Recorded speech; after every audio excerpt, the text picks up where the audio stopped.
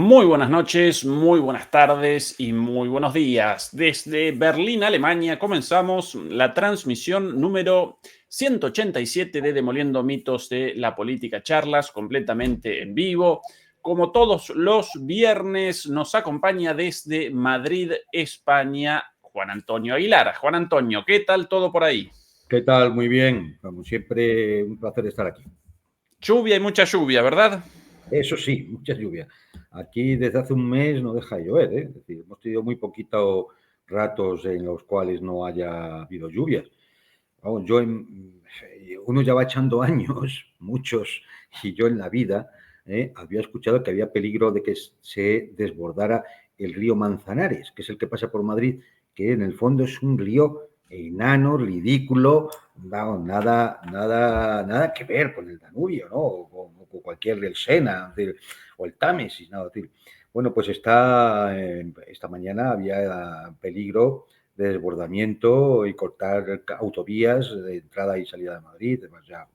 No, es una cosa impresionante. Imagino que es que los modelos del cambio climático están un poco desajustados y como ya nos decían que iba a ser un invierno muy seco y bueno, pues los pantanos están echando agua porque no pueden con tanto, ¿no? Es decir, ahora, para no equivocarse, nos dicen que la primavera puede ser o muy seca o muy húmeda. Entonces, así ya no nos equivocamos. Es decir, esto es la Agencia Estatal de Meteorología, ¿no? Es de España. Sí, sí, sí. Así, Como así, sí, esos sí, sí. pronósticos económicos, este año presenciaremos o crecimiento o decrecimiento, Siento, ¿no? sí, sí, Una de dos. efectivamente. Juan Antonio, por cierto, ¿hoy el comienzo de la primavera o yo he equivocado aquí en el Hoy es hemisferio norte? comienzo, a ver, 21. astronómicamente, no sé si habrá sido esta noche o fue anoche, es decir, desde el punto de vista astronómico, pero vamos, digamos que oficialmente del calendario hoy es el comienzo de la primavera. Sí. Qué bien, bueno, ojalá que con buen clima y con buenas noticias para el mundo, especialmente para el hemisferio norte, ¿no? El responsable de muchas de las cosas en curso, lamentablemente, en este momento geopolítico global.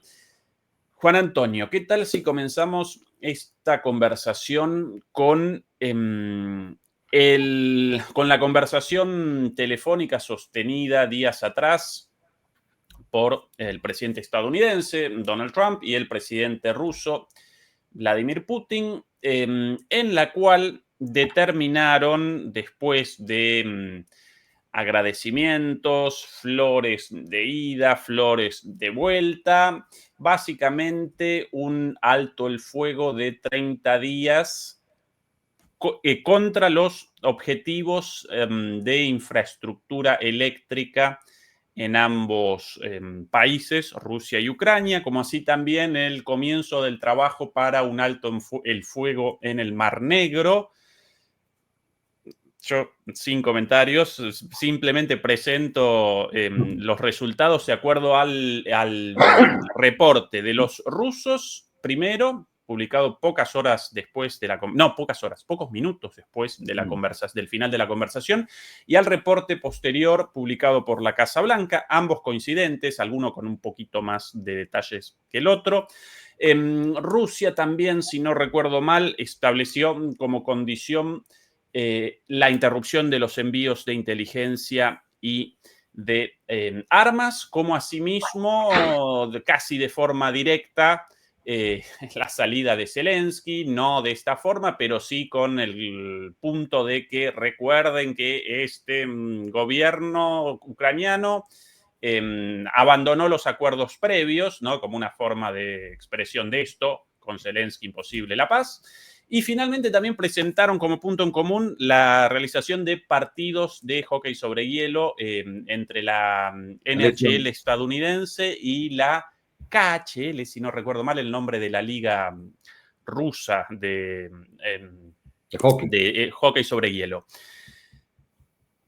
Esta la descripción, Juan Antonio. A partir de ahora, el análisis del significado, de las concesiones, o de la ausencia de concesiones. Por ahí he leído de todo, Juan Antonio, que Trump un muñeco de Putin, que Putin un muñeco de Trump, que bueno, ¿qué análisis Yo creo realizas? que, a ver, evidentemente, todo lo que se dijera a las horas, incluso en los días siguientes al tema de esa conversación, tenía que ser muy impreciso por razones obvias, porque lo único que se sabía era un comunicado del Kremlin, un comunicado muy escueto de la Casa Blanca, un tuit de Trump, y ya está, no había nada más. Con lo cual, aquí lo que hicieron generalmente todos los expertos que cobran de los medios oficialistas, lo que fueron fue especular.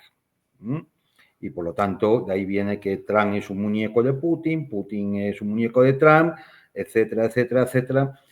Y el principal muñeco, que es Zelensky, pues no se decía nada, ¿no? A ver, vamos a intentar poner un poco en el análisis, partiendo de datos y hechos que sí podemos más o menos conocer, porque se ha dicho, se ha filtrado o podemos contrastar, y aplicando un poco de sentido común. 150 minutos de conversación.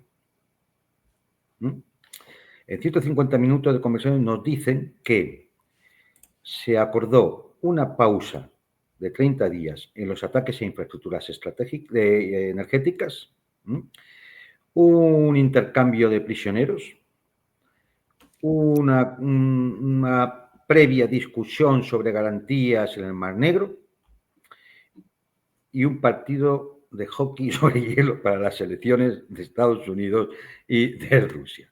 Bueno, a ver, yo creo que no hay que ser precisamente un experto de la NSA, de analista de la CIA, para percatarse de que, hombre, esto no puede ser.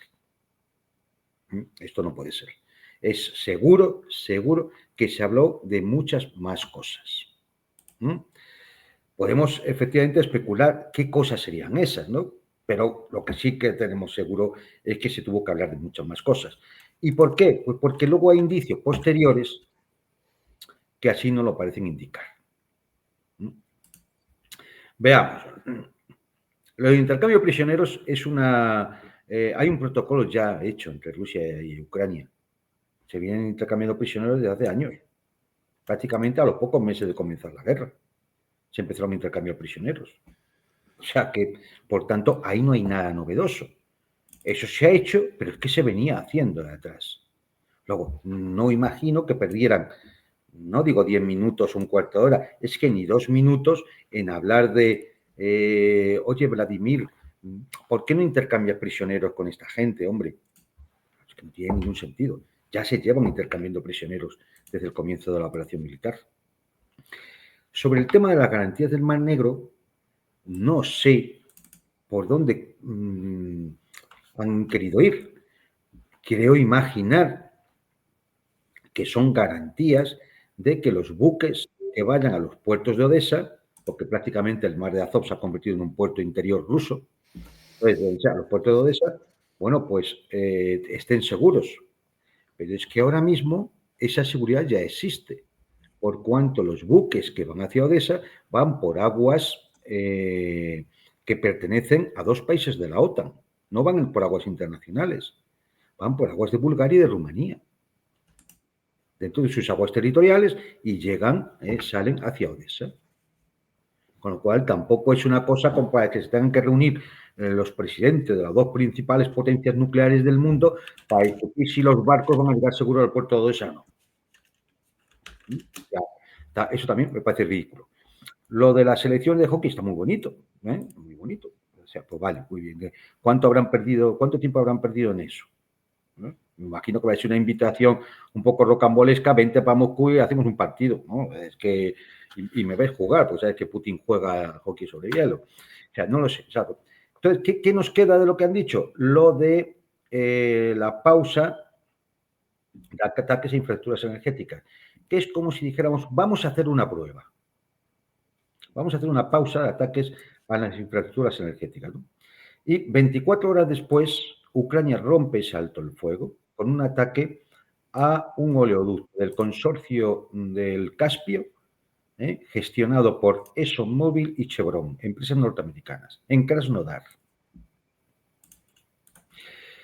Parece que, no sé, si es que Zelensky lo que ha pensado es en atacar precisamente los intereses norteamericanos en Rusia, ¿no? Es decir, con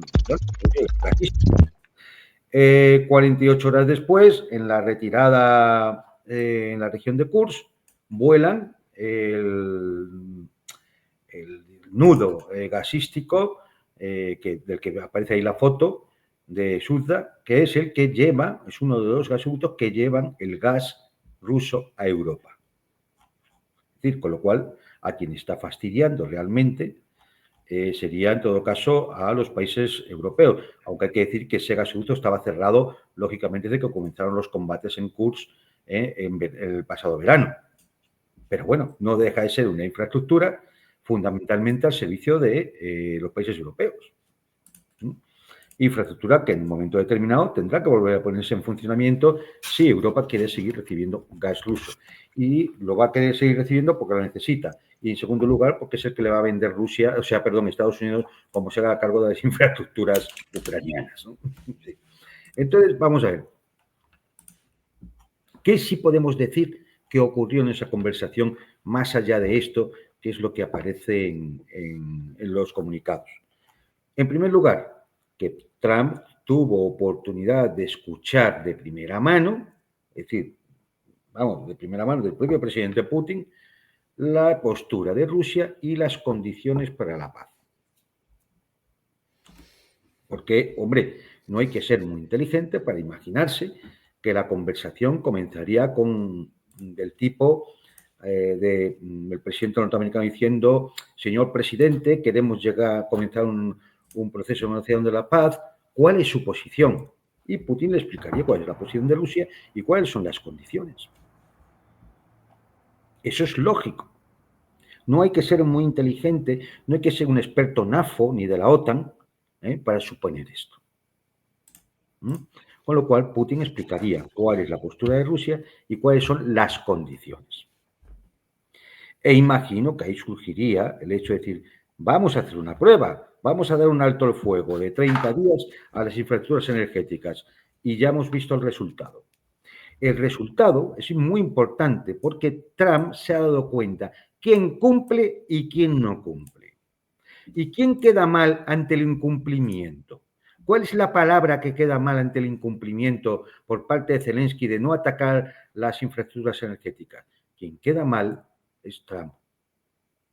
Es decir, Zelensky ha hecho quedar a Trump mal ante Putin. Le ha hecho quedar, es decir, como si su palabra no valiera nada. Pues claro, de decir: vale, señor presidente de la Federación de Rusia, 30 días de alto el fuego a las infraestructuras energéticas y 24 horas después el señor Zelensky la estaba rompiendo ese acuerdo. ¿Quién queda mal? Digo, alguno pensará: Zelensky. Sí, claro, Zelensky queda como el que aparece como el que rompe el acuerdo. Pero a quien le deja mal, en una muy mala posición, es a Trump. Porque ahora Trump tendrá que actuar en consecuencia, ser coherente. Bien, como sabéis, también se produjo en horas previas a esa conversación entre Trump y Putin, se produjo una reunión de Steve Witkoff, que es el enviado de Trump, hombre de absoluta confianza, amigo personal, enviado al Kremlin a una conversación de bastante más tiempo con Putin. Imagino que tampoco hablaron de las elecciones de hockey sobre hielo, ni del intercambio de prisioneros, ni nada por el estilo. Estarían hablando de otras cosas bastante más importantes. ¿De qué? Posiblemente podríamos especular, no lo sabemos, pero sí sabemos lo que ha dicho Steve Witkoff posteriormente a su reunión y posteriormente a la conversación entre Trump y Putin. 1. Que es muy probable que el alto el fuego se produzca en 2 semanas. Atento a esto. Que hay que ir pensando en la reducción de las sanciones económicas a Rusia.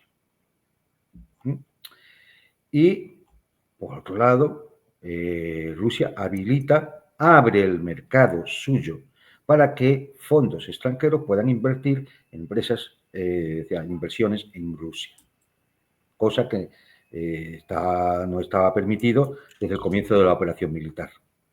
Es decir, si Witkoff dice esto y hay medidas que se toman, es porque se ha hablado.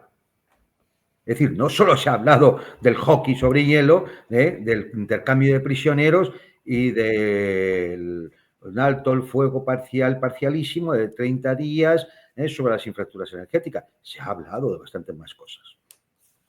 Con lo cual aquí, ¿qué se nos aparece? Nos aparecen dos escenarios. Uno, pues que estas palabras de Witkoff o del propio Trump diciendo que vamos por buen camino, que en 2 semanas puede haber un alto el fuego, puede ser que todo sea un farol, puede ser que todo sea un engaño y que realmente estén intentando engañar, a estas alturas parece difícil, ¿no? Pero que estuvieran intentando engañar al Kremlin, con un alto el fuego que no se va a producir, ¿no? Bien, pues si se diera este escenario, si esto fuera así, si tanto Witkoff como Trump, en el fondo, lo que están jugando de farol, como malos jugadores de barco de taúres del Mississippi, podemos asegurar que la guerra va a continuar. Es más, se corre el peligro encima de escalarla. Claro, no parece que eso vaya acorde con el tema de reducción de sanciones que dice Witkoff, ¿no? Con el tema del alto el fuego a las 2 semanas, con el tema de otras cosas, con lo cual es posible que lo que sí estemos, que este sería el segundo escenario, es que Trump busca una salida. Y eso lo vamos a saber si es verdad que dentro de 2 semanas o 3 semanas, es decir, en un espacio breve de tiempo, pues efectivamente hay un avance hacia ese alto el fuego real, ¿no? ¿Esto qué significaría? Ya hemos dicho, el primer escenario, esto es un farol, un engaño. La guerra sigue, y quizá con mayor intensidad. Vale, el segundo escenario es que Trump ha entendido cuál es la postura rusa y, por lo tanto, está dispuesto a negociar bajo esas condiciones. Esto lo venda Trump como lo venda, que lo venderá muy bien, se dará mucho autobombo, dirá que es el gran pacificador, dirá que, como él dijo, y voy a acabar con la guerra, quiere el premio Nobel de la Paz, que le den un Oscar en Hollywood, etcétera, etcétera. Lo venda Trump como lo venda, si se aviene a negociar las condiciones que le ha puesto Putin, es una capitulación de facto. Porque esas condiciones ya fueron presentadas en noviembre del año 2021, meses antes del comienzo de la operación militar.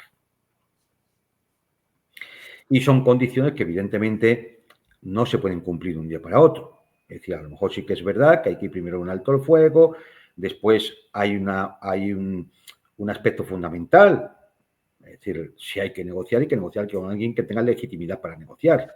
Por lo tanto, habría que ir a una serie de cambios legislativos y constitucionales en Ucrania, había que ir a unas elecciones en Ucrania y esperar el resultado de esas elecciones para que hubiera alguien con legitimidad para negociar. Por eso se habla de la salida de Zelensky y demás. O sea que esto también se habrá hablado en las reuniones. Claro que se habrá hablado. Y quedaría por comentar un poco el tema de, bueno, si la cosa va bien, señor Trump, ¿por qué seguimos de alguna forma ayudando militarmente a Ucrania, al régimen de Kiev? Aquí hay un aspecto que, si uno se pone en la posición de Trump, lo entiende. Es difícil, ¿no? Porque consideramos que Estados Unidos es un actor y directamente implicado en la guerra. Por tanto, pensar en una equidistancia pues, es complicado. Pero vamos a ponernos en el papel de Trump. Trump sabe perfectamente, porque él sí tiene la información directa de la inteligencia norteamericana de lo que está ocurriendo en los frentes. Es decir, Trump no se informa por los diarios europeos, por el diario El Mundo, ¿no? Porque entonces estaría perdido, es decir, no sabría nada. Entonces, Trump no, Trump tiene los informes reales de lo que le cuenta la inteligencia norteamericana que está sobre el terreno. Y Trump sabe que o mantiene al menos un cierto nivel de ayuda, o el frente ucraniano puede desplomarse en cualquier momento. Y entonces, fijaros, si eso ocurre y el frente colapsa, es muy posible que Zelensky, que Kiev, tuviera que pedir una capitulación antes de que se hubieran terminado las negociaciones y Trump pudiera sacar lo que él quiere sacar. Y en segundo lugar, que una cosa que Trump quiere evitar, como sea, es la vergüenza de una derrota catastrófica en Ucrania, como le pasó a Biden en Afganistán. Entonces, de alguna forma, incluso hasta se lo ha podido soltar así a Putin. Es decir, mira, yo tengo que mantener cierto nivel de ayuda porque yo tengo que garantizarme que esto no se me hunda y tú en 2 semanas estés desfilando en Kiev. Porque entonces yo ya, ¿no? ¿Qué pinto yo ya? Entonces, yo creo que va un poco el tema por ahí, ¿no? Todo esto, lógicamente, basándonos en la información que nos va llegando, ¿eh? Es decir, que es que también yo, vamos, creo que hay que los que nos vean, ¿no? Tienen que ser un poco comprensivos con esto, ¿no? Pero bueno, si es verdad que Trump está por el segundo escenario, no por el del engaño, no por el del farol, sino que está por el segundo escenario, el de, bueno, yo quiero acabar con esta guerra, ya me ha dicho Putin cuáles son las condiciones y yo entro a negociarlas. Se trata de negociar lo que tantas veces se ha dicho la diplomacia del Kremlin, que son las causas profundas del conflicto. Y ahí nos indica que han tenido que hablar. Uno, han tenido que hablar del sistema de seguridad colectivo. Dos, si están hablando de sanciones, si están hablando de cosas de este tipo, es que han tenido que hablar de las reglas económicas, es decir, de cómo nos vamos a relacionar económicamente. Es decir, me tienes que quitar las sanciones si no hay posibilidad de negociación de ningún tipo. Es decir, y tres, sabemos que han hablado otros temas, como Oriente Medio y algunos sitios así. Luego, entonces, se ha hablado de esferas de influencia. Se ha hablado de esferas de influencia.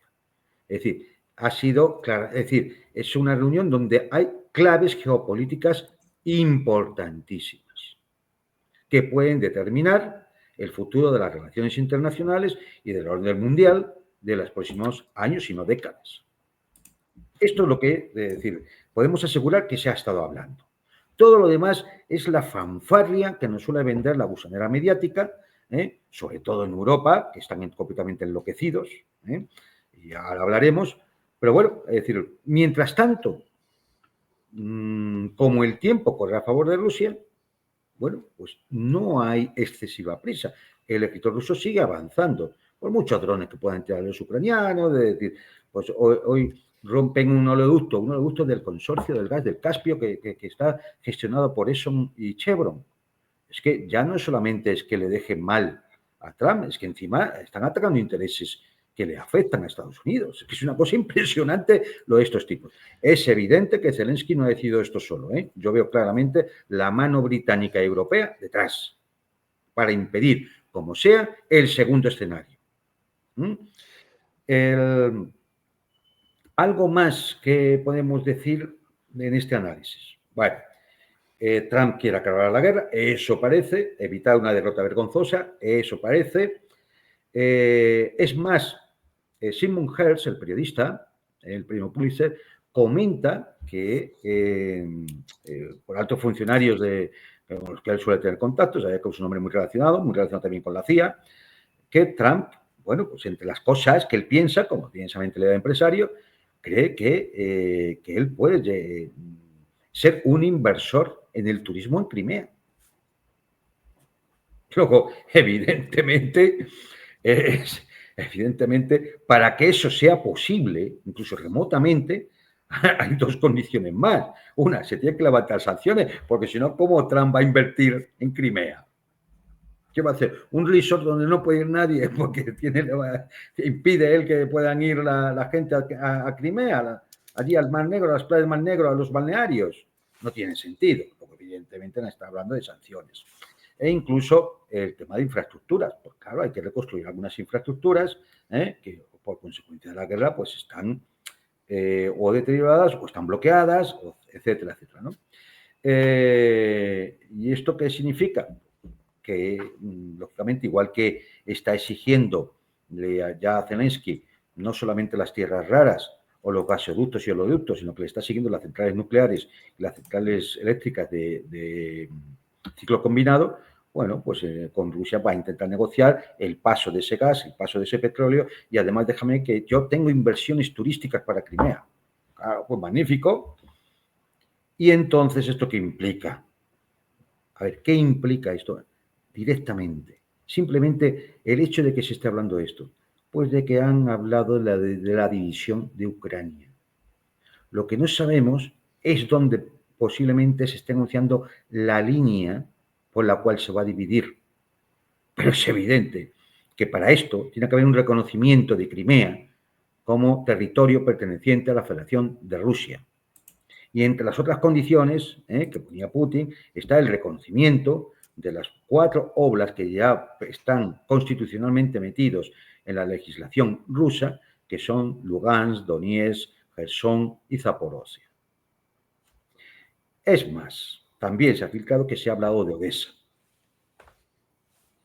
De alguna forma de que Odessa quede como puerto franco, desmilitarizado y seguramente bajo un régimen especial. De todo esto se está hablando. De todo esto se está hablando.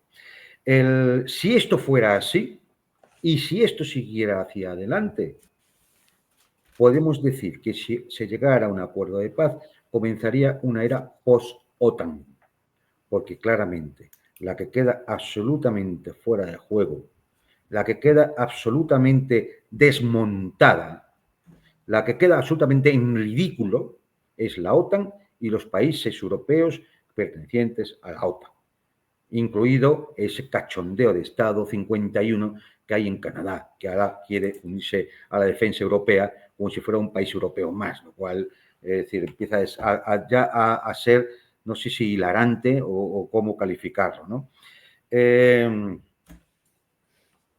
Podemos hablar del tema de Europa, pero yo creo que más o menos esto es lo que podemos deducir. Y un detalle más. Se ha vuelto a convocar en Arabia Saudita, creo que no sé si para el jueves que viene o... Bueno, sé que para final de la semana que viene... El 28, si no recuerdo mal, el viernes de la semana próxima. Las comisiones negociadoras. Bien, pues la comisión negociadora norteamericana, yo imagino que volverá a ir Marco Rubio, que estará Marco Rubio porque es el titular, es un neocon, un impresentable y un idiota, pero es el titular. Pero imagino que estará Steve Witkoff, que es la persona de confianza de Trump, en esa comisión negociadora. Aquí la cuestión a resaltar es la comisión negociadora rusa, donde no hay nadie del Ministerio de Asuntos Exteriores. Va un senador que es de confianza de Putin, que es Grigori Karasin, y un miembro de los servicios de inteligencia, un cargo de los servicios de inteligencia, que es Sergei Paseda.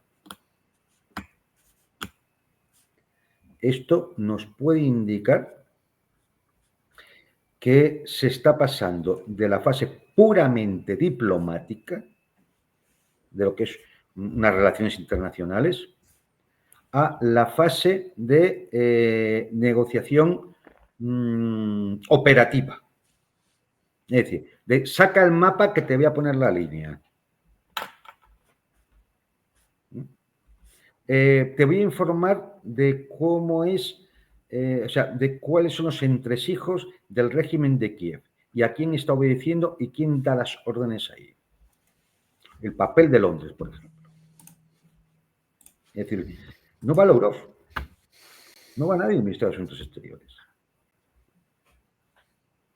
podemos especular por qué todo esto, pero al menos hay que pensar que es significativo. Y por lo tanto habrá que estar atentos, porque esto quiere decir algo. Ahora mismo solo podemos especular, pero lo que sí es seguro es que esto no es casual. No es de nuevo que el Putin se levantó por la mañana cabreado y dijo, pues ya no va, ahora voy a decir yo quién va. No, esto está estudiado. Y los que van con una misión concreta. Ya, así de claro. Con una misión concreta. Ya no es una cuestión de debate diplomático, de conversaciones, digamos, establecer un ambiente de mayor confianza, de contar cómo están las cosas, porque eso ya se da por hecho, que eso ya está. Ya ha habido la visita de Witkoff al Kremlin, ya ha habido la conversación de Trump con Putin, habrá habido más conversaciones por debajo, que por supuesto ni nos hemos enterado, como hubo la de Naryshkin, el servicio de inteligencia ruso con el director de la CIA, a llamada del director de la CIA. Es decir, de estas habrá habido muchas.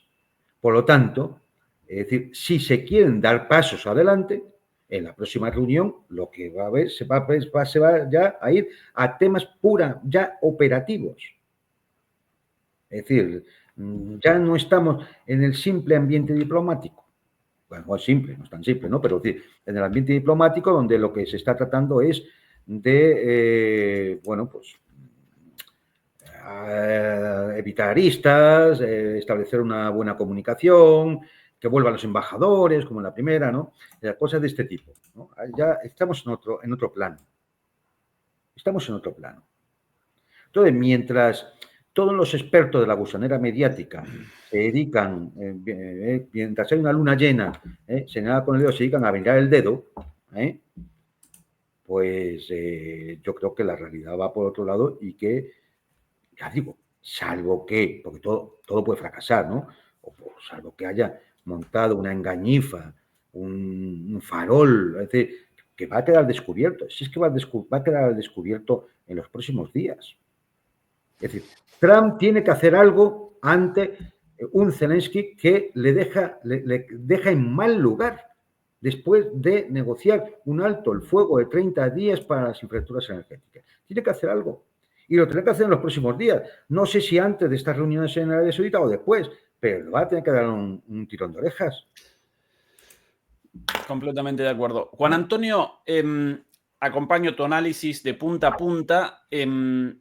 Presentamos 2 párrafos del comunicado de prensa del Kremlin sobre lo conversado, porque para mí las propias palabras presentan tu análisis de manera meridiana, las propias palabras del comunicado. Aquí es que es mucho más concreto el del Kremlin que el de la Casa Blanca. Sí, efectivamente.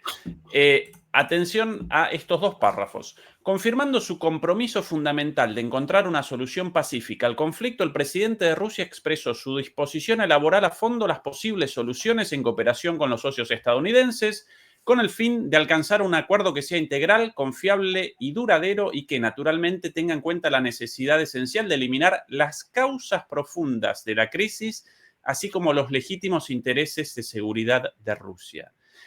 Esta es la formulación diplomática de los rusos van a establecer las condiciones de la capitulación de Ucrania y van a generar ellos el plan y lo van a presentar para después una negociación, ¿sí? Para mí, más evidente que esto, difícil en un comunicado de prensa en el marco de las negociaciones. Segundo párrafo.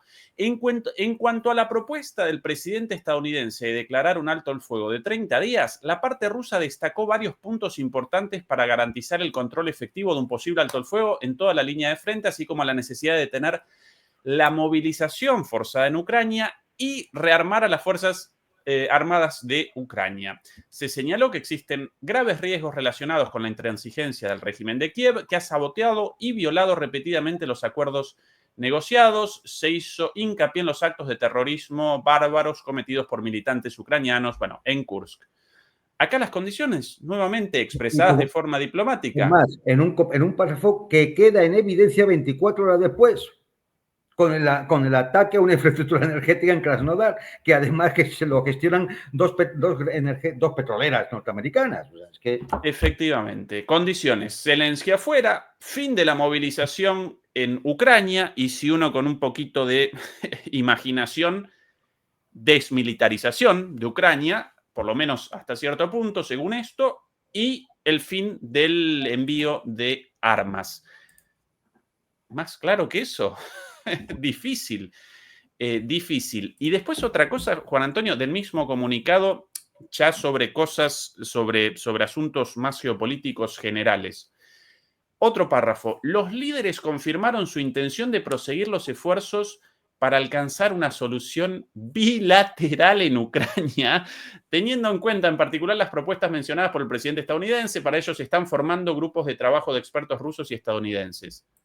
Acá otras de las definiciones. Afuera Europa y afuera Ucrania. Acá los adultos a la mesa y los niños afuera. Y eso va fundamentalmente por acuerdos estratégicos económicos. Claro, estoy seguro. Es decir, están hablando de cómo Trump quiere recuperar esos 350 o 400 mil millones de dólares y que le saca rentable la operación de tal forma que él pueda vender ante la opinión pública norteamericana, uno, que él ha acabado, Trump, el enviado de la providencia, ha acabado con la guerra, y dos, y encima ha sido beneficioso para los Estados Unidos. Sí. Este es el objetivo. Sí, sí. Luego está la señora Callas, ¿no? Y los europeos, ¿no? Sí, de acuerdo. Luego está el circo con todos los enanos allí metidos, ¿no? Pero esta es la realidad de lo que se está negociando. Sí. Es más, mira, es decir, hoy ha habido una rueda de prensa de Trump. Está hablando pues, de todas las cosas que te puedas imaginar. Pero él ha dado hoy una pista que nos indica por dónde van los tiros una vez más.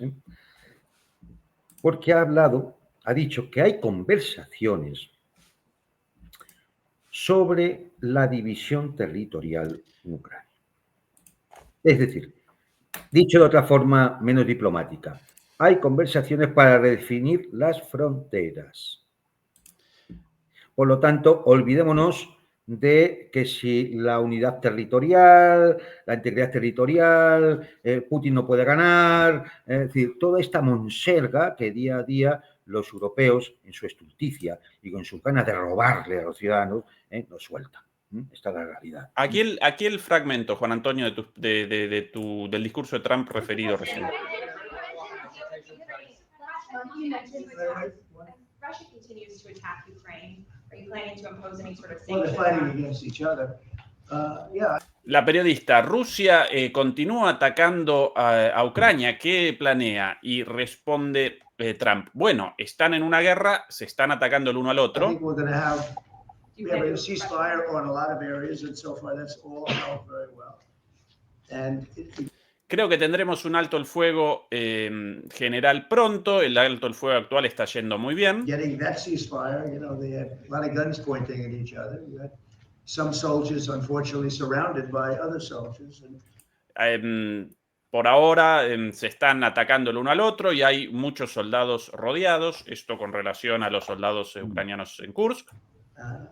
They are going to be, I believe, we're going to pretty soon have a full ceasefire, and then we're going to have a contract. And creo que pronto tendremos un alto fuego total. Contracts being negotiated, the contract in terms of dividing up the lands, etc. Y los contratos están siendo negociados. Los contratos en términos de división de territorios. It's being negotiated as we speak. Eso está siendo negociado mientras estamos hablando. Fíjate que en estas palabras hay que reseñar dos cosas. Uno, lo que ya hemos comentado, de la redefinición de las fronteras, de la división de Ucrania. Vamos, es decir, el que no lo vea, es decir, el que no lo vea es que es de la Unión Europea. Y luego hay otra cosa. Date cuenta cómo Trump se quita de en medio. Él dice, bueno, se están peleando unos con el otro, ¿no? Se disparan unos a otros. Él no está. O sea, Estados Unidos ya no está ahí. Él se quita de en medio. Él solo habla del alto el fuego. Pero va bien el alto el fuego. Va bien el proceso de paz. De hecho, estamos con el rotulador pues, dividiendo el territorio. Es que es impresionante, ¿eh? Es que es impresionante porque además nos indica cómo es el tipo. Es que él se quita de en medio. Esto fue una guerra de Biden. Si yo hubiera estado, nunca hubiera sucedido esta guerra. Esto es una guerra, por tanto, de Biden. Los europeos no me quieren nada. Y se están pegando allí. Pues yo lo que intento es que haya paz. Y para ello pues, he sacado el rotulador en el mapa y voy a dividirlo. Es que es impresionante. Sí, más claro imposible. Otro, ni siquiera un párrafo, una oración, después de esto de la búsqueda de la solución bilateral, con lo cual Europa y Ucrania afuera. Por cierto, a Zelensky lo llamó al día siguiente con la información de lo acordado con Trump, así de sencillo, con Putin, perdón. Vladimir Putin y Donald Trump también abordaron otros asuntos internacionales como la situación en Oriente Medio y la región del Mar Rojo. Aquí otro elemento interesante en cuanto al reconocimiento final del mundo unipolar y de que Rusia está presente en Medio Oriente y que si Estados Unidos quiere una política en ese lugar, debe establecer negociaciones con Rusia. Así de sencillo. Y establecer las áreas de influencia. Después, otra cosa interesante, Juan Antonio. Respétame mis áreas de influencia y yo te respetaré tus áreas de influencia. Y esto mismo hay que hacerlo con China, ¿eh? Sí, y la mención a Irán en ambos comunicados, con lo cual ahí también reconocido por parte de Estados Unidos, Irán realizó un acuerdo de seguridad con Rusia.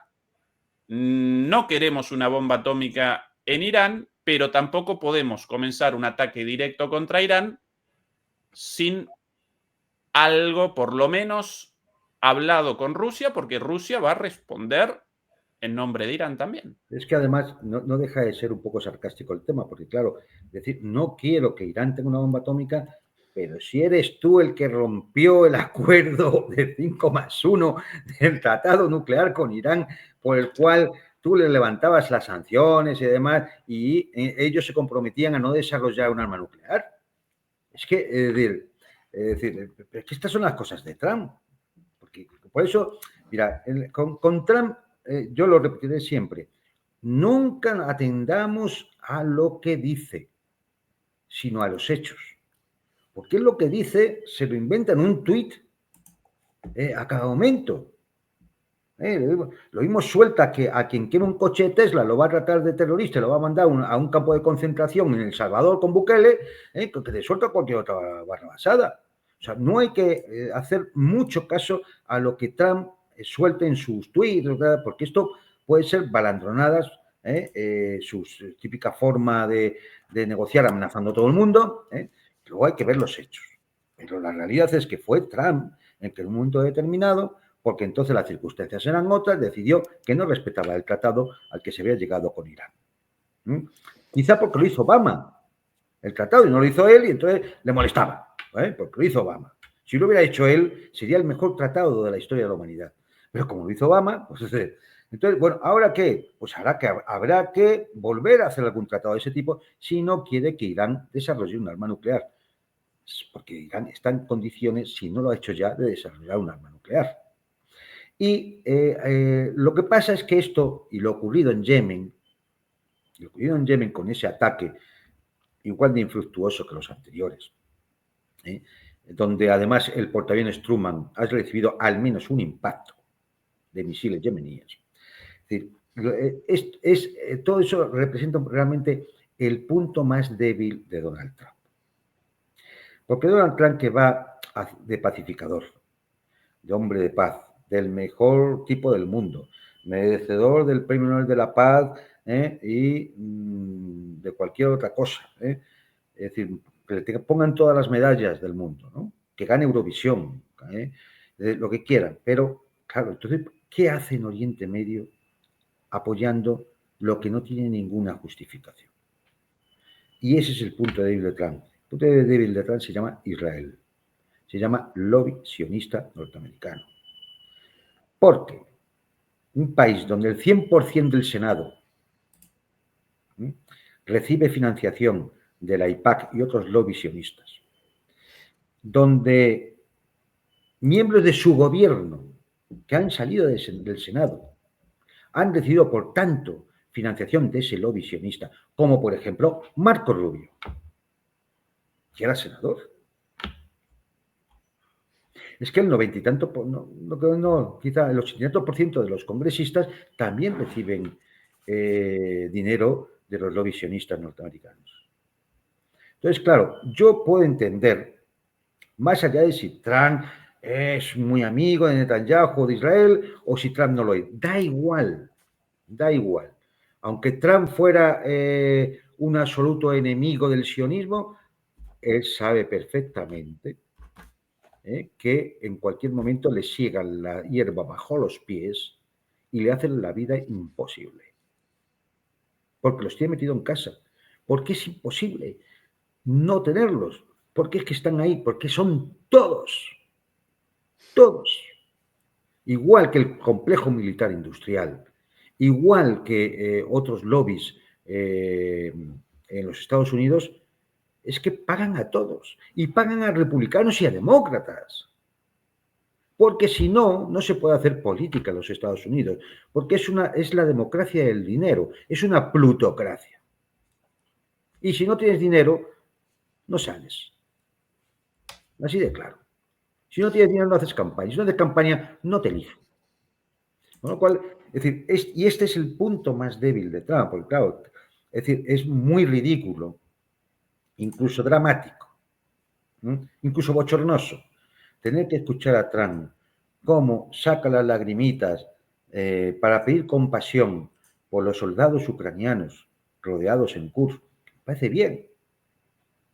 Y 24 horas después no es capaz de decir nada cuando los bombardeos israelíes con bomba de 2.000 kilos proporcionada por los Estados Unidos asesinan en una sola noche a 460 palestinos, la mayor parte de ellos mujeres, niños o ancianos.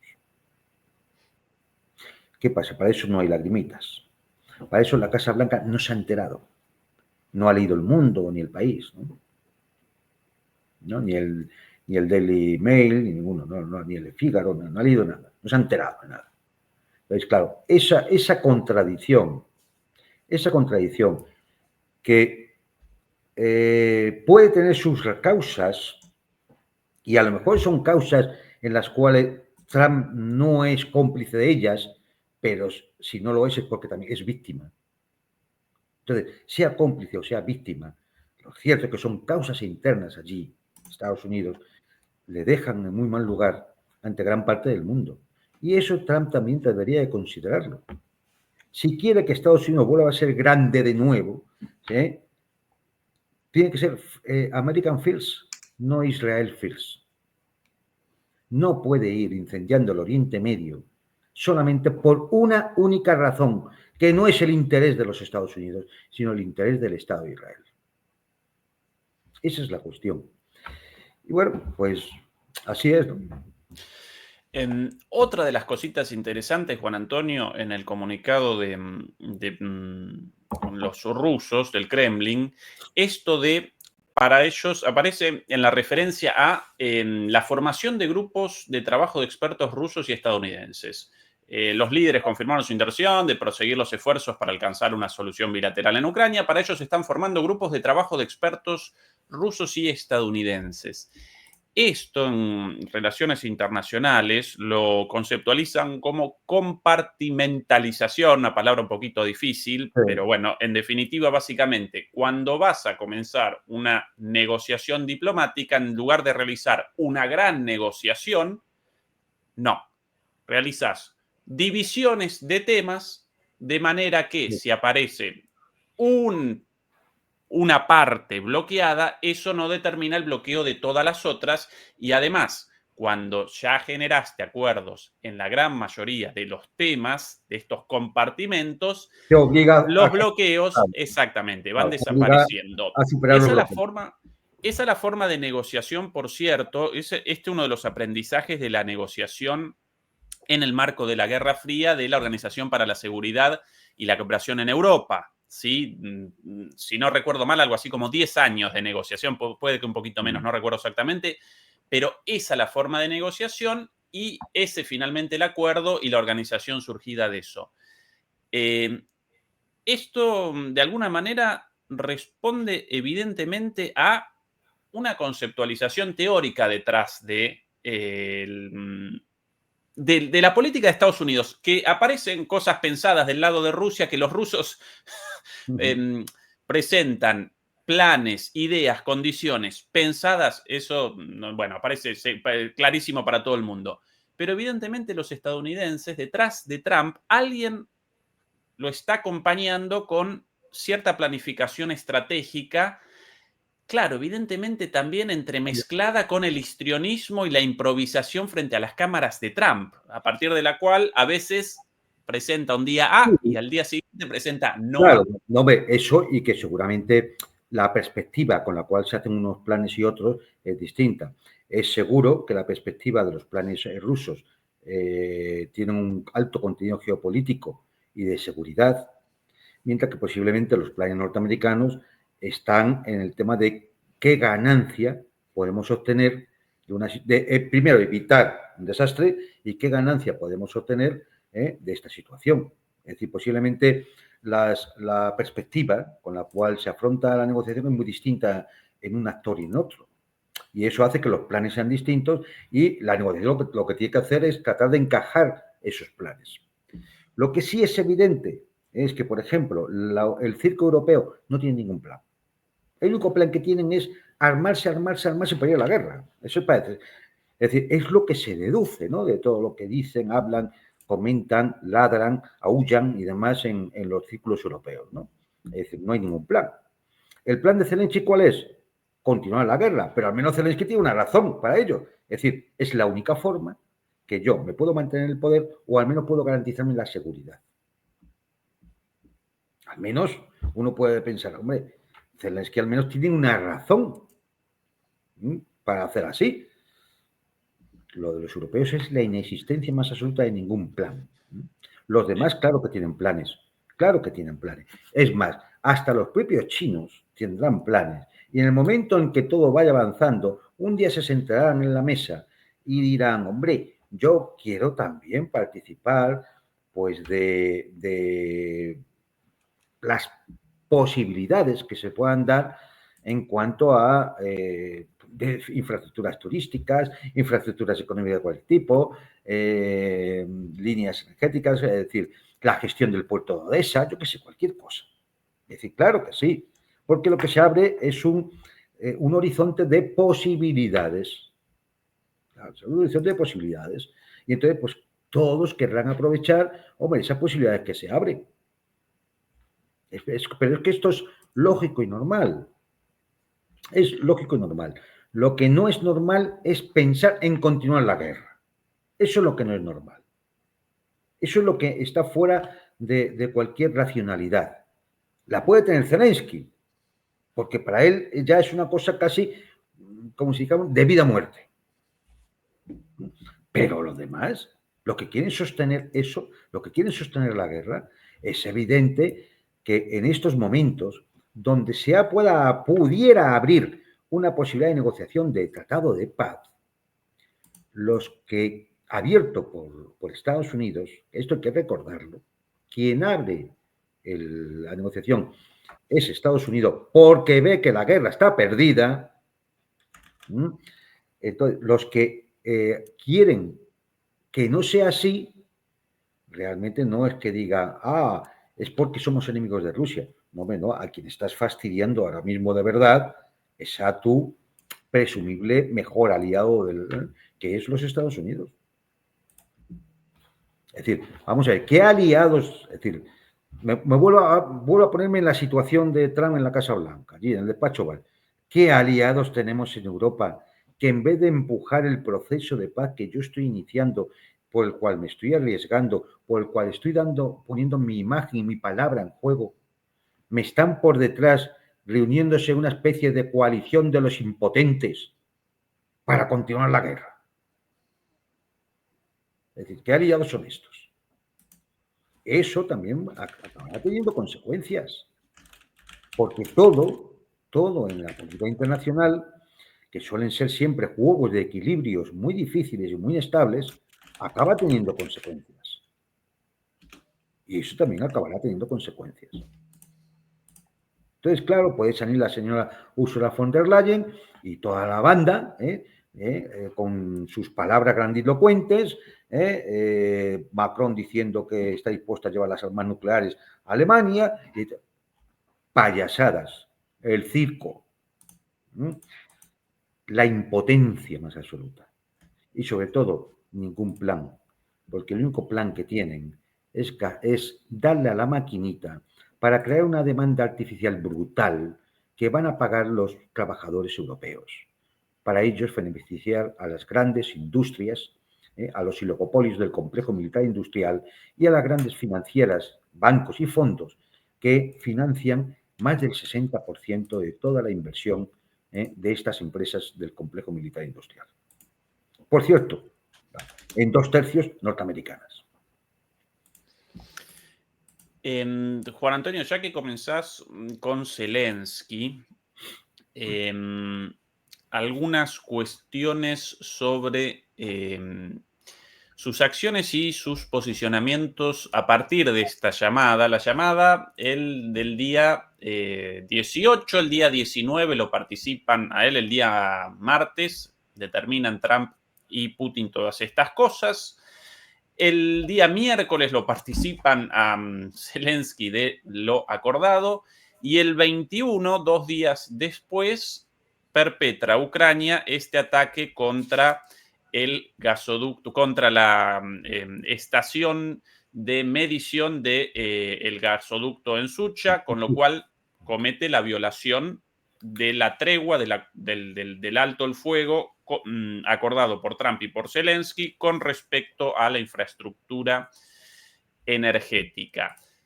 Frente a eso, María Zaharova realizó la siguiente declaración. Kiev violó el alto el fuego al atacar una instalación energética rusa en Sucha.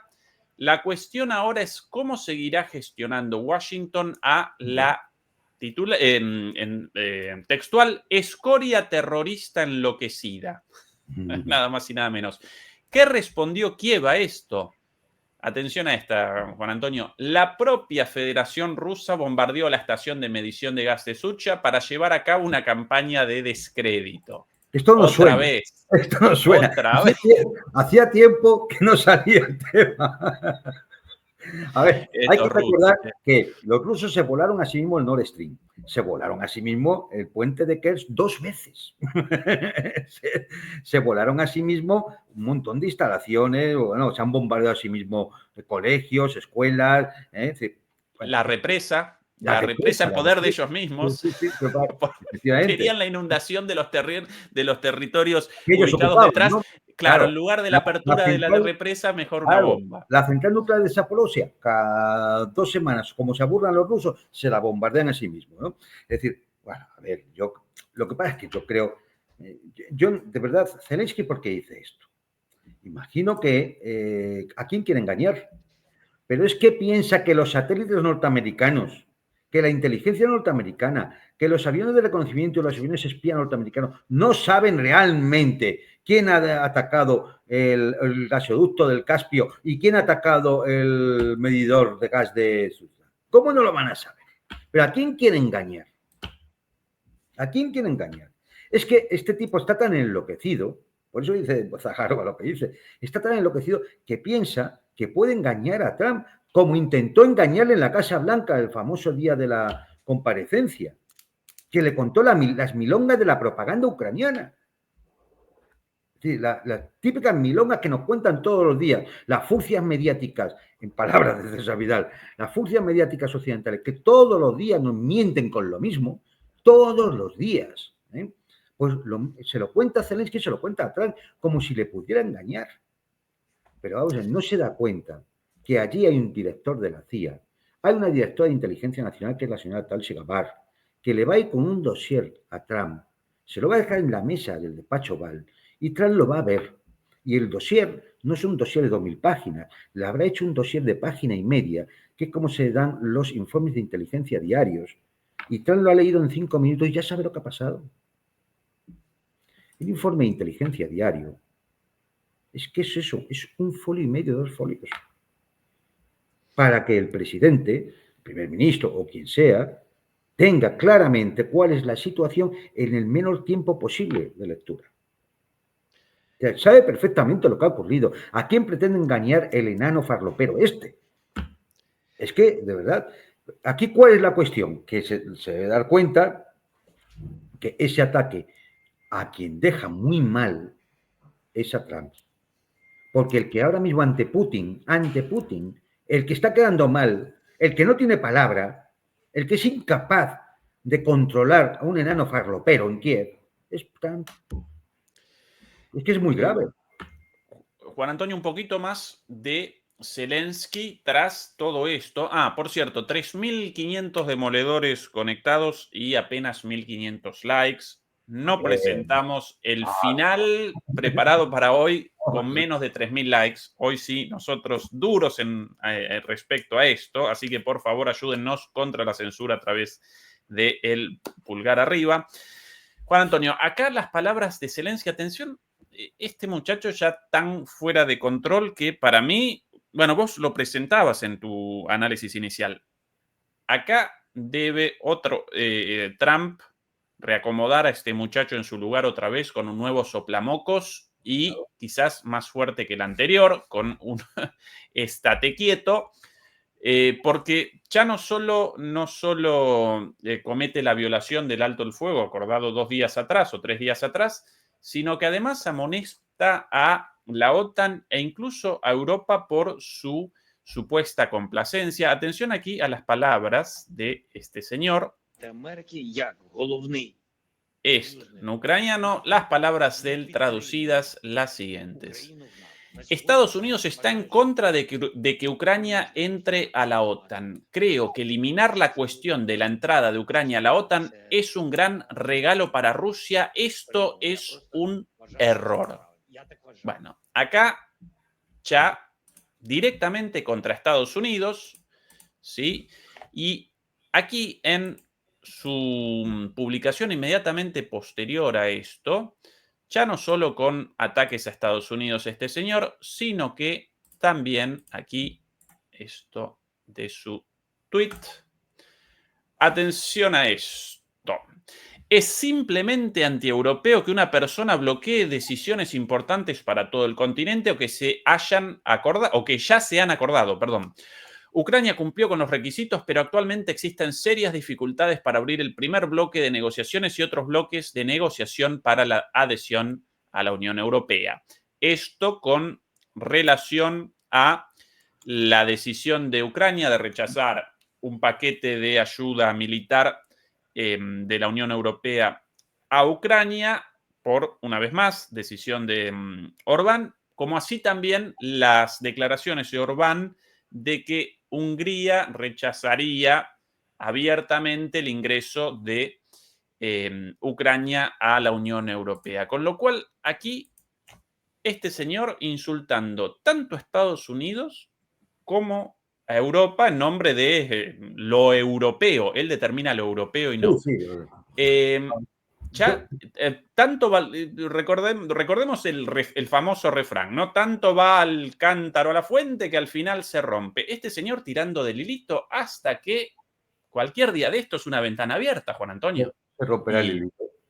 Claro, un día se va a romper el hilito del todo. Vamos a ver, es que, mira, con respecto a Estados Unidos ya te lo he dicho, es que la situación no puede ser más delicada e impresentable por su parte. Que tú imagínate, cualquiera que nos vea, ¿no? Que va y está hablando con el presidente de otro país sobre un conflicto. Y entonces dice, vamos a hacer un alto el fuego como prueba sobre las instalaciones energéticas, ¿no? Y el otro presidente le dice, ¿y tú cómo me vas a garantizar que eso se va a cumplir? No te preocupes, que yo te doy mi palabra de que eso se va a cumplir. Y no llega a 2 días y ya se ha incumplido. ¿Quién queda mal ahí? Queda mal Trump, queda mal Estados Unidos. Y esto lo saben perfectamente en la Casa Blanca. Y actuarán en consecuencia, Actuarán en consecuencia, porque es una burla. Es que, vamos, yo soy Putin, la primera llamada que me vuelve a hacer Trump o cualquier representante de la administración norteamericana, le digo, oye, veo que controláis muy bien al loco farlopero de Kiev, ¿eh? Veo que lo controláis muy bien. Claro, es que les hace quedar en ridículo. Respecto a la cuestión de la Unión Europea, por favor, vamos a ver. Primero, él no es miembro, Ucrania no es miembro de la Unión Europea.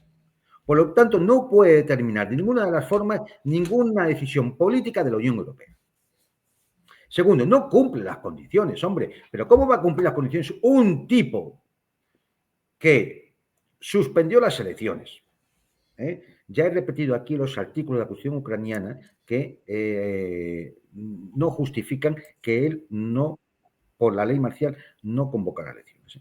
Que ha prohibido los partidos de la oposición, que ha encerrado a sus líderes o los ha mandado al exilio o los ha asesinado, que ha cerrado los medios de comunicación críticos, que persigue a la Iglesia Ortodoxa, que persigue a los que hablan en ruso, que cambia la historia a su antojo y controla la educación de los niños, etcétera, etcétera, etcétera. ¿Cómo este tipo puede pensar que él puede decidir que entra en la Unión Europea o no entra en la Unión Europea? ¿Cómo puede él reprocharle nada al señor Orbán si la legislación de la Unión Europea establece que hay decisiones que tienen que ser tomadas por unanimidad? ¿Qué viene él a decir lo que tiene que ser y lo que no tiene que ser? Es un loco peligroso, es un monigote. Y aquí la cuestión, lo que los europeos se tienen que preguntar es quién maneja los hilos del loco, del monigote. ¿Quién habla? ¿Quién es el ventrílocuo que le pone voz a Zelensky? Porque ese es el interesado en que toda Europa se encienda en una guerra y el que está interesado en llevar a la Unión Europea al desastre. Ese. Y ese, ahora mismo al menos, no parece que sea la administración norteamericana.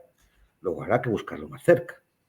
Igual son los australianos, los japoneses y los coreanos del sur. ¿O no? Creo que no, que todos pensamos en gobiernos más cercanos. 40.000 millones han sido rechazados porque Francia, Italia y España han decidido no seguir por ahí. Porque es mucho dinero. Es que se empiezan a agotar las arcas de los estados. 40.000 millones quería la señora Callas. Y cuando el presidente del gobierno español, hay que decirlo todo, habéis visto las veces que he criticado aquí a Pedro Sánchez y le he llamado también de todo porque no es más que otro miembro de la banda.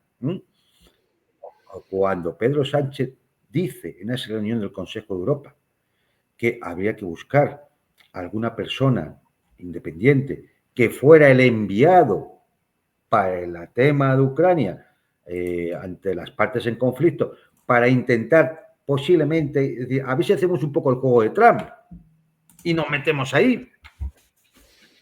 La señora Callas dice que para qué está ella. Y se enfrenta al presidente del gobierno español. Pero bueno, la señora Callas, pero vamos a ver, si esta es una don nadie, si es una pija impresentable, una belicista loca. Pero ¿cómo la Unión Europea ha podido llegar a tener como cabeza más arriba a Ursula von der Leyen, corrupta, donde las haya? A una loca como la señora Callas, representante diplomática de la Unión Europea. Y ya no quiero seguir, porque ya teníamos que hablar de otra corrupta como Lagarde y de personajes de idéntico pelaje. Pero lo más importante, la señora Callas y Ursula von der Leyen. ¿Cómo hemos podido llegar a esto? A esta especie de, no sé, de manicomio, mezclado con patio de monipodio, y una pandilla de locos lunáticos cuyo gran lema es la parte contratante de la primera parte debe ser la parte contratante de la primera parte. Y ahí se queda. No hay plan, no hay nada. Es un sistema autorreferencial donde ellos mismos alimentan sus propias mentiras. Eso sí, todo pagado, dándole a la maquinita del Banco Central Europeo que pagamos todos. Eso sí, Para robar, oye, hay plan, siempre hay plan. Para robar siempre hay plan. El otro día alguien en una charla aquí recordaba que la población de Estonia, ¿sí? País de Kaja Kallas, ¿sí? Más o menos contabilizan alrededor de 1.400.000 habitantes en Estonia y una ex primera ministro o primera ministra de Estonia aparece a cargo de la diplomacia de un bloque de 400 millones de personas. La llamaban la primera ministra de ayuntamiento. ¿Cuál es la población de Madrid, Juan Pues Antonio? 3 veces más. Bueno, Buenos Aires en su área metropolitana 15 millones. México y Sao Paulo más aún. Esta señora con un país de 1.400.000 habitantes y a cargo de la diplomacia de todo el bloque. Un delirio. La alcaldesa de Valencia. Es la alcaldesa de Valencia. Pues imaginemos eso, que la alcaldesa de Valencia esté decidiendo sobre una entidad supranacional de 400 y pico, casi 500 millones de personas, y encima le echa la bronca al presidente de un país. En este caso ha sido a Pedro Sánchez. Pero ¿esto qué es? ¿Esto qué es? Juan Antonio, en este lunatismo, en esta locura de los europeos y en este machacar y machacar por más guerra, aunque más guerra representaría un suicidio colectivo para Europa, a veces aparecen, según el momento, dos polos en esta locura, ¿no? Por un lado, más guerra, más guerra, más guerra, y después de colisionar contra la realidad, despabilan y rectifican. Acá, por ejemplo, del Telegraph, publicación británica, esta publicación, justo unos días después, al día siguiente de una declaración muy belicosa de Starmer, un submarino Trident podría incinerar 40 ciudades rusas. ¿Por qué Putin debería temer el arsenal nuclear británico? Pero atención al subtítulo. Los submarinos de la Marina Real han sufrido algunos percances recientemente, pero el programa Trident del país demuestra que seguimos siendo una amenaza potente. Por lo de algunos percances por aquella ocasión en la cual el propio ministro de Defensa, que participaba en una demostración de fuerza, realizaban el lanzamiento de uno de estos misiles desde un submarino y como el misil aparecía completamente fuera... Que se dio la vuelta y iba hacia el submarino. Vamos. Sí. Aparentemente no generó la potencia necesaria para la elevación y descendió a 50 metros. De casualidad no descendió sobre la cabeza de estos muchachos. Obviamente no generó una explosión nuclear porque si no ahí habrían desaparecido lo mismo, pero solo por el peso, si esa masa hubiera descendido sobre el submarino, adiós submarino. Lo parte. En dos. Sí, bueno, esto por un lado. Presento lo del día siguiente, Juan Antonio, del mismo Telegraph, y después quiero tu comentario. Día siguiente de Telegraph, esto de ayer, ahora el de hoy. Aquí en inglés también esto, Telegraph. Macron explora una alternativa de la ONU al plan de Starmer para Ucrania. El presidente y el primer ministro franceses han encabezado la iniciativa para formar una coalición de los dispuestos. ¿Qué presenta la nota? Básicamente, todas las amenazas de tropas británicas y tropas francesas, no, muchachos, las abandonamos. Estados Unidos no nos acompaña en esta. Generemos un grupo de pacificadores de las Naciones Unidas. Un día cal, otro día arena, un día blanco, otro día negro. Esto al estilo de Trump, pero Trump por lo menos con un poquito más de garra. No, pues además lo de Trump nosotros nos puede parecer histriónico, ¿no? Pero denotas claramente el interés. Cuando Trump habla de vamos a proteger las instalaciones energéticas de Ucrania, es decir, me las voy a quedar. Denotas hay un interés, ¿no? Hay un plan. Aquí no hay ningún plan. Es decir, el Telegraph en la primera noticia simplemente miente. ¿Y miente por qué? Porque no así la fuerza nuclear francesa, pero la británica depende completamente de Estados Unidos hasta para lanzarlo. Porque las claves criptográficas que delimitan, que permiten el lanzamiento de sus vectores nucleares, las tiene Estados Unidos. El Reino Unido no tiene autonomía estratégica para lanzar su propio armamento nuclear. Por lo tanto, The Telegraph simplemente miente. Lo de que no es un submarino, son todos los submarinos que tienen lo que podrían intentar destruir 40 ciudades rusas, eso es contando, uno, que esos submarinos lograran acercarse a su distancia de disparo, del alcance de sus vectores misiles Trident, que por cierto son ya muy antiguos. Dos, que fueran capaces de lanzarlos y que funcionaran. Que ya hemos visto lo que ha pasado, precisamente por la antigüedad de esos vectores. 3. Habría que ver cuántos de esos vectores no van a ser identificados, o sea, interceptados por la defensa en capas rusa. 4. Posiblemente ni 40 ni 4 ciudades rusas pudieran ser alcanzadas. A lo mejor alguna, con suerte. La respuesta rusa, ¿cuál iba a ser? ¿Cómo piensan ellos detener los misiles Oresnik, que en 8 minutos estarían en Londres, con 6 cabezas nucleares de 10 megatones? No queda del Big Bang ni la hora. No queda del Big Bang ni la hora. Pero qué chifladura es esa.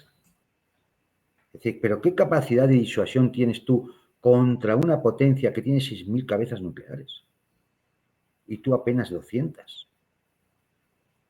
Pero ¿qué vas a hacer contra un país que es inmenso, con 13 usos horarios, frente a un trozo de isla, porque lógicamente no se iba a atacar Escocia ni Irlanda del Norte, frente a un trozo de islote? ¿Qué ibas a hacer? Pero qué chaladura es esta. Pero es con esto con lo que tienen entretenida la población europea, con la cual le dicen, no, pero si Putin nos tiene que temer porque nuestra fuerza nuclear, si no habéis hecho ninguna prueba nuclear desde hace años y las 2 últimas que habéis hecho, habéis estado en peligro que os cayera el misilazo encima.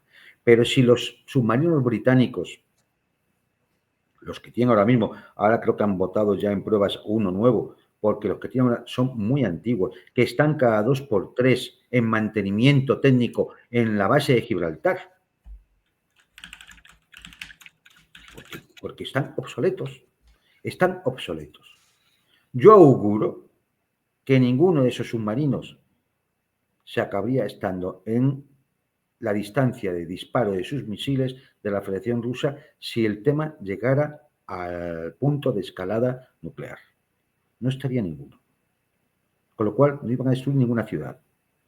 Posiblemente no fueran capaces ni de lanzarlos. Es más, tendrían que dar permiso a los norteamericanos, lo cual implicaría que Estados Unidos estaría ya en una guerra nuclear con Rusia. Es decir, ya estaríamos en medio del holocausto nuclear.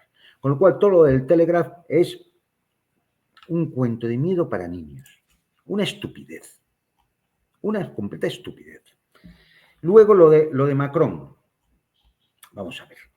Yo creo que en algún programa, incluso contigo, Ezequiel, he hablado que si en algún momento determinado tuvieran que entrar tropas de mantenimiento de la paz, hubiera un acuerdo de paz, sería llevado al Consejo de Seguridad de Naciones Unidas, porque Rusia quiere garantías.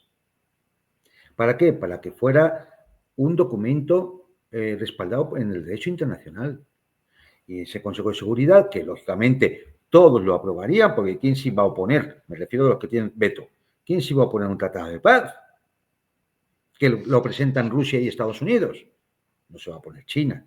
¿Quién se va a oponer? Francia y Estados Unidos. Y Reino Unido. No se van a oponer. Con lo cual saldría. De ahí podría salir una fuerza de mantenimiento de la paz. Sí, cascos azules. Pero lógicamente sería de países neutrales, no de países de la OTAN. Con lo cual, ¿qué dice Macron cuando él propone llevarlo a la ONU? Porque sabe que va a ir a la ONU. Sabe que si el proceso sigue adelante va a ir a la ONU. Pues que no, hay que llevarlo a la ONU. Y como ya sé que en la ONU va a ser de países neutrales en el conflicto, no voy a tener que mandar tropas. La coalición de los dispuestos es la coalición de los impotentes. Es la coalición de los impotentes. No van a hacer nada. El Reino querría que contar con todos ellos. Dice que cuenta con 30 países dispuestos a enviar tropas. ¿Quién? Que nos saque la relación y nos diga cuántos. Porque si van a mandar 6 médicos, eso también lo hizo el general Franco cuando la guerra de Vietnam. Mandó a 6 médicos. Es decir, ¿quién va a enviar? A ver, ¿qué van a enviar? ¿Qué van a enviar? ¿Quiénes son? No, hombre, no. Es decir, la realidad es que no tienen capacidad. ¿No? Es decir, la Unión Europea, como dicen, quieren sustituir a Estados Unidos en la OTAN. ¿No? Para eso necesitas tiempo y mucho dinero. Tiempo, porque tú tienes que levantar toda una industria de guerra, que no se hace de la noche a la mañana. Y dinero, porque todo eso hay que pagarlo. Luego estaríamos hablando, ¿qué? A años vista. Y eso, además, tendría que realizarse bajo un sistema incompatible, un sistema político incompatible con el liberalismo que ellos dicen defender. Es decir, se estarían negando a sí mismos. Y esa es una contradicción que tarde o temprano, sumada a la crisis económica provocada o a los recortes económicos provocados por ese plan de rearme, acabaría creando una contestación social brutal. Y lo saben. De la misma forma que no van a poder meter el euro digital a la velocidad que ellos querían, porque saben que puede haber una contestación social brutal. Y ya están bastante cuarteados, ya están bastante divididos, ya están bastante enfrentados, ya están haciendo bastante el ridículo. Ya, es decir, es tan impresentable todo ese pozo de mugre de la Unión Europea como para que encima echen más porquería en el pozo. Ahora andan algunos majaderos por todos los medios de comunicación diciendo que no, que es que ahora nos tenemos que sentir patriotas europeos. Ahora nos tenemos que sentir patriotas europeos. Claro. Y el que se siente patriota italiano, francés, o español o portugués, que es un prorruso. Ese que es un hombre de Putin. Los patriotas somos los que vamos detrás del trapajo ese azul con las estrellitas. Es decir, que es el que está preparando todo para meterte la mano en el bolsillo para beneficiar a los mismos de siempre. A los mismos de siempre. Antes fue con la crisis y las hipotecas subprime, después fue con el bichito, luego con las vacunas del bichito, y ahora luego ha sido la guerra, y mañana la emergencia climática, y mañana será con otra cosa. Pero siempre, siempre, siempre, a la hora de llevar la praxis, es meterte miedo en el cuerpo y la mano en el bolsillo. Quitarte la cartera. Eso es la esencia de la patria europea, de la Unión Europea. A la cual, por cierto, otra vez sientan a los británicos que se fueron hace un tiempo. No, es una cosa que no le encuentro tampoco mucha lógica. Sí, una cosa interesante al respecto, hoy por alguna razón llamó mi atención. El idioma oficial de la Unión Europea en todas las conferencias es el inglés. Sí, ¿Qué sí, país sí. Europa con el inglés como idioma No sé, oficial pues tras la supongo salida del Reino Unido? Supongo que la República de Irlanda. Ah, Irlanda, claro, y por la importancia de Irlanda. Efectivamente. Es decir, los 50 y tantos millones de franceses, o 60 y tantos millones, o 50 y tantos de italianos, los 80 y tantos millones de alemanes y los 50 millones casi de españoles, pues no lo sé, se tienen que fastidiar porque hay que hablarlo en inglés. Sí, Chicos, sí. Eso demuestra lo que es la Unión Europea.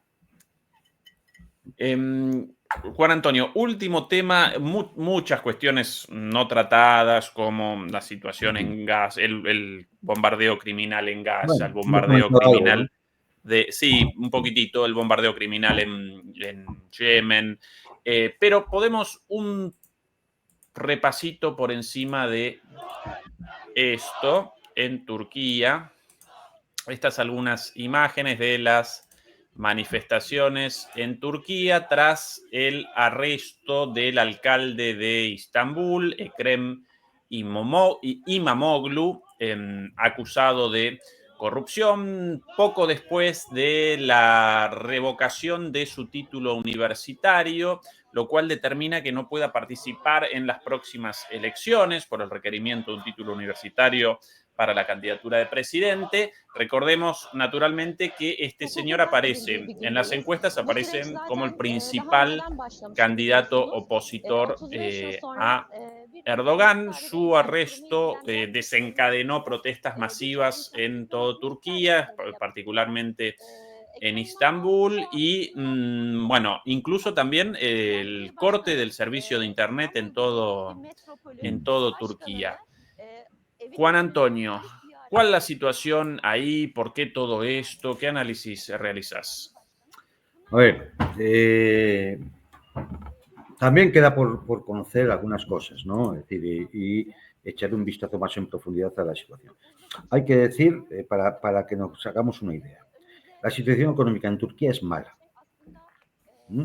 Los proyectos expansionistas de Erdogan y su política interior, pues no va muy acorde con muchos gastos, precisamente con sus intervenciones en Siria, en el norte de Irak, no va muy acorde con la situación realmente del país, la situación económica. Con lo cual, esto, lógicamente, siempre provoca un malestar social, ¿no? Y ese malestar social siempre puede ser aprovechado. Es verdad que hay un alcalde en Estambul que es opositor de Erdogan y que es pro-occidental, muy pro-OTAN. Y, claro, esto pone en mala situación a Erdogan porque le están montando o le pueden montar una especie de revolución de color.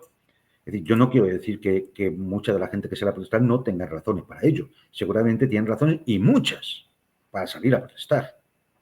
La cuestión está en cómo se está moviendo eso y por qué se está moviendo. Y aquí hay que decir una cosa importante, y es que esto le está bien merecido a Erdogan, porque lo que no puede pensar es estar siempre sentado en dos sillas a la vez. Está, por un lado, siempre intentando aprovecharse de Europa y de los occidentales, de la OTAN, y por otro lado, intentando siempre aprovecharse de Rusia. Y siempre apoyo a Azerbaiyán aquí porque me interesa, porque voy a controlar los armenios y así controlo el gas que viene del Caspio por el oleoducto que pasa por Azerbaiyán. Y mira, tumbo el régimen de Bashar al-Assad porque a lo mejor así también me puedo aprovechar de alguna situación y a lo mejor me puedo extender en mi territorio en la frontera, etcétera, etcétera. Es decir,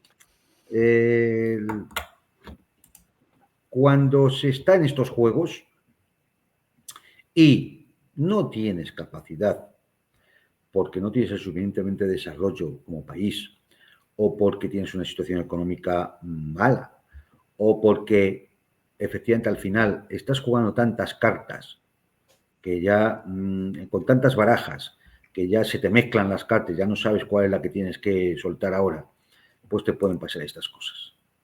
Ya Erdogan ya tuvo un intento serio, muy serio, de golpe de Estado.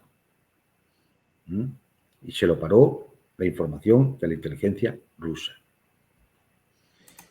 Puede que ahora no sea igual.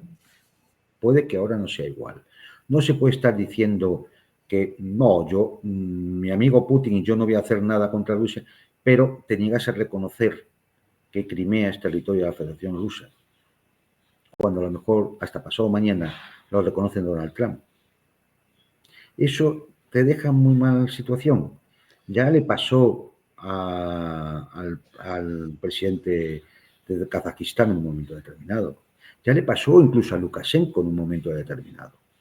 Es muy peligroso. A Bubic en Serbia. Es muy peligroso pensar que vas a poder engañar a todo el mundo todo el tiempo. Pensar que te vas a poder aprovechar de todo el mundo todo el tiempo. Porque al final, un día te quitan las sillas y no vas a poder apoyarte ni en una ni en otra. Y a lo mejor te encuentras solo. Y ese día a lo mejor caes. Entonces yo creo que En Turquía hay una serie de contradicciones, incluso de estructuración territorial del país, los kurdos y hay contradicciones económicas y una importante desigualdad. Y esto, claro, lógicamente implica un descontento social y ese descontento social es fácil de instrumentalizar para quien tenga capacidad de instrumentalizarlo. Y si la has tomado con un dirigente opositor que encima está apoyado por Occidente, pues lo que sí puedes asegurarte, Erdogan, es que ese dirigente opositor va a tener los medios para poder instrumentalizar la protesta social en su favor. Así que a ver cómo sale de esto.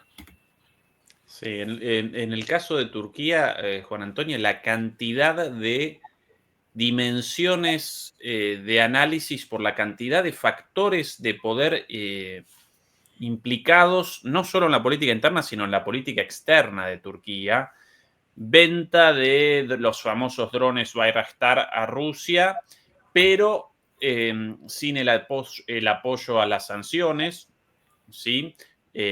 Parte de la OTAN, pero a la vez en comunicación con Putin y sede de las negociaciones. En Siria, básicamente... Observador de la Organización de Cooperación en Shanghái, aspirante al BRICS, pero con presencia militar en Libia, justamente frente a las fuerzas del general Haftar, que son las que apoyan Rusia.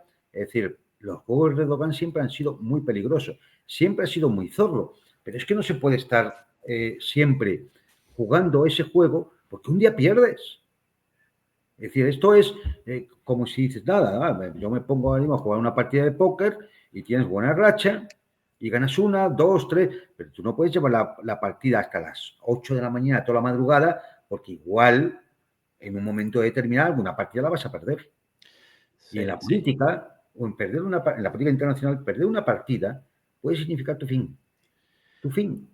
En muchos momentos él al borde de la caída. Recuerdo el golpe de Estado organizado por su ex colaborador. Ese comenzó en la base militar estadounidense en Turquía, la más importante de todas, ahora no recuerdo el nombre, a manos de militares turcos contrarios a Erdogan, patrocinados por Estados Unidos, y comenzó desde una base de la OTAN de Estados Unidos ahí. Y a la vez, él para Estados Unidos aparece como una cabeza de puente con Rusia, por lo menos durante bastante tiempo. Pero fíjate, entonces, siempre en el medio, siempre en el medio. Mira, su actitud frente a Israel, por ejemplo. Su actitud frente a Israel es siempre condenando y amenazando a Israel con las 7 plagas de Egipto, pero le sigue vendiendo todo, incluso la energía. Y el golpe contra Bashar al-Assad ayuda a Israel también. Por eso, claro, es decir, con lo cual, Erdogan es muy zorro. Y es posible que incluso sepa salir de esta. Es posible, porque ya tiene experiencia, es muy zorro. Pero tenía que haber tomado nota mucho antes de alguna de estas cosas y saber que no puede estar permanentemente jugando de farol en una partida de póker. Porque un día le van a pillar el farol y ese día pierde. Y cuando ese golpe de Estado, él tendría que haberse puesto a pensar y decir, no ya porque Rusia le hiciera el favor, no, simplemente se tendría que haber puesto a pensar y decir, vamos a ver, esta base norteamericana aquí lo que tiene que hacer es salir inmediatamente. Claro. Es decir, no, yo no puedo seguir con una gente que me intenta tumbar, pero además tumbar violentamente, con un golpe militar y con un golpe en las calles. Tenía que haber tomado alguna medida, ¿no? No seguir tonteando, no seguir intentando aprovechar las contradicciones de unos y otros para seguir ganando intereses, teniendo beneficios de una situación internacional que además es muy peligrosa y que estás en medio y que un día te vais a sentar en una de las 2 sillas en las que siempre te sientas, igual no está en ninguna de las 2 sillas y ese día has caído con todo el equipo. Pues yo digo que a ver cómo sale de esta. Sí, Davutoglu, el nombre de su antiguo aliado y luego opositor en el exilio, encabezando el intento de golpe de Sí, sí. Estado. Y En además un momento estaba sí, exiliado en Estados Unidos. O sea. en Estados Unidos, exactamente. En un momento habían desaparecido por completo las noticias. Militarmente, ese golpe aparecía en una situación de 50 y 50, ¿sí? Uno ya en unos días sin noticias de Erdogan, debido a los combates y demás, hasta que, bueno, a través de distintos acuerdos reconquistó la mayor parte del apoyo de las Fuerzas Armadas y pudo contra ese sector rebelde, pero él coqueteando con el abismo más de una vez, pero siempre hasta ahora airoso, incluso ideológicamente, si no recuerdo mal, él comenzó su carrera política, él ya en el gobierno de Turquía desde hace muchísimo, comenzó como un nacionalista turco, y después, debido a su situación política y a necesidades electorales, fue realizando un giro hacia el conservadurismo religioso. Hasta los hermanos musulmanes. Exactamente, exactamente. Bueno. No lo sé, decir, ya digo, no, yo no, a ver, yo no pondría la mano en el fuego de que no es capaz de salir de esta, las ha salido de peores, o sea, de que tiene capacidad para ello, pero lógicamente cada vez es más difícil, cada vez le van a acabar tomando la medida, no se puede estar así, o sea, al final un país tiene que tener un gobierno serio que diga, bueno, mi plan de futuro es tal, y esto es lo que le propongo a la población. Y esto puede llevar más o menos sacrificio, puede llevar más o menos beneficios, pero tienes que tener un plan. No se puede estar saltando con un vulgar saltimbanqui. Ahora le vendo a este, ahora le vendo a otro, ahora traiciono a aquel, ahora me siento con el otro, ahora me digo que voy a Londres a la reunión del grupo de los impotentes, ¿no? Es decir, por favor, es decir, eso al final acaba mal. Eso tarde o temprano acaba mal. O sea, que más vale que se sienta en una silla, que todo el mundo sepa de qué va y qué juego es el que hace, porque si no un día va a mirar y detrás no va a haber nadie. Sí, sí. Juan Antonio, querido, como todos los viernes, un lujo la conversación con vos, un verdadero placer. Si algo en el tintero, todo tuyo, y si no, el saludo a todo el mundo. Nada, hoy yo creo que ya hemos hablado bastante de todo el tema. Simplemente recomendar lo que he dicho antes, ¿no? Es decir, primero, no se dejen llevar ni por declaraciones rimbombantes, portadas de periódico, tweets de Trump, nada de eso. Esperemos los hechos y con los hechos viendo cómo van encajando las piezas y teniendo en cuenta que esto es, al menos para una de las partes, una negociación geopolítica. Para las dos, Y eso tiene sus leyes, tiene sus reglas. No vale nada decir, cuando empiezan aquí en Europa con la libertad, la democracia, no sé qué. Vamos a ver. Es decir, seamos serios. Es decir, esto tiene cosas que, tiene aspectos que son mucho más profundos, no en el sentido filosófico, sino profundo en cuanto a la realidad. Es decir, a la realidad esa que nos falsifican permanentemente. Sin conocer la realidad y sin tener en cuenta esa realidad objetiva, es muy difícil poder tener una mínima perspectiva de por dónde pueden ir las cosas. Como decía al principio, hay dos escenarios. Uno puede ser que todo sea un engaño y entonces la guerra va a seguir, lamentablemente. O puede que efectivamente, oye, una de las partes ha entendido la postura, la posición de la otra, y a lo mejor, aunque todos van a intentar a intentar salvar sus intereses y a sacar su beneficio, a lo mejor eso sí que nos puede llevar a una paz. Así que nada, iremos viendo, porque además yo creo que lo vamos a ver en 2 o 3 semanas. Bien. Mañana respondemos las preguntas dejadas por ahí por Agustín López, Sebastián López y Profuy. Mañana las respondemos, tranquilos. Hoy nosotros ya con un rato largo de conversación, así que vamos a redondear acá. A Beatriz Pulido, nuestra moderadora, muchas gracias. En un ratito, 10 minutos, comienza el programa de Fernando Moragón y el domingo nosotros aquí con Fernando Moragón para nuestras charlas dominicales con él. Demoledores y demoledoras, un beso y un abrazo y hasta la próxima. Juan Antonio, chau, chau. Hasta la próxima. Adiós.